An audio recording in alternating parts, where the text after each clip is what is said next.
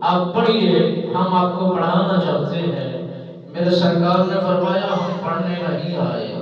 اور بہت سارے علماء، بہت سارے محققین اس کا معنی یوں ہی کرتے ہیں کہ جبرائیل امین نے آپ نے یہ پڑھایا اور آپ سرکار نے پڑھا، بلکہ محفظ مفسرین نے، علماء نے، محققین نے اور محبت کرنے والوں نے، بہترین ادب و احترام رکھنے والوں نے یہ اس بات کی تائید کی ہے کہ نبی رحمت سرکار نے جبرائیل سے نہیں پڑھا۔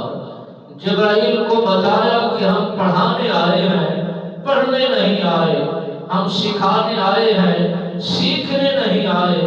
اس کی دلیل کچھ یوں ہے کہ حضرت محمد مصطفیٰ احمد مجتبیٰ صلی اللہ علیہ وآلہ وسلم سرکار پر جب قرآن نازل ہوا، لانے والے بھی جبرائیل، پہنچانے والے بھی جبرائیل، سنانے والے بھی جبرائیل، آ کر دربار مصطفی میں پیغام خدا پہنچانے والے بھی جبرائیل امین۔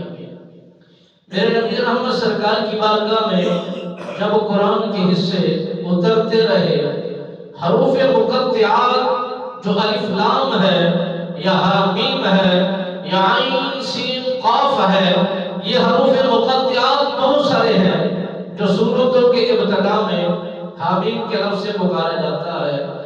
کسی عالم نے اس کی تفسیر نہیں فرمائی، کسی عالم نے اپنے علم کے موتیوں کو نہیں جھڑا، اور کسی عالم دین نے اس کی گہرائی تک جانے کی کوشش ہی نہیں کی۔ کیوں کہ رسول اکرم نور مجسم رحمت دو عالم صلی اللہ علیہ وآلہ وسلم سرکار کو اس بات کی خبر تھی جب یہ پیغام لانے والے جبرائیل امین پیغام لاتے، آپ سرکار نے پوچھا اے جبرائیل حامیم سے کیا مراد ہے؟ عرش کے ملائکہ جناب جبرائیل امین عرض کرتے ہیں یا رسول اللہ مجھے علم نہیں، مجھے اس کے متعلق خبر نہیں، میں جانتا نہیں اس میں حکم کیا ہے۔ آپ نے فرمایا میں اس کا علم رکھتا ہوں، میں اس کے لب لباب کو جانتا ہوں، اس کی تشریح کو جانتا ہوں، اس کے مفہوم کو جانتا ہوں، اس کے پیغام عام کو جانتا ہوں، رب کے سچے پیغام کو جانتا ہوں۔ اور جناب جبرائیل امین نے عرض کی لا علم لنا، مجھے اس کے متعلق کوئی علم نہیں ہے۔ میرے نبی سرکار نے فرمایا انا علم، مجھے اس کا علم ہے اور میں اس کا بخوبی عالم ہوں، جاننے والا ہوں۔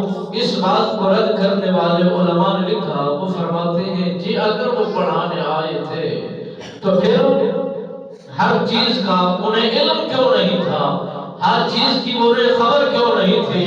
اس میں علماء نے تحقیق کرتے ہوئے بیان فرمایا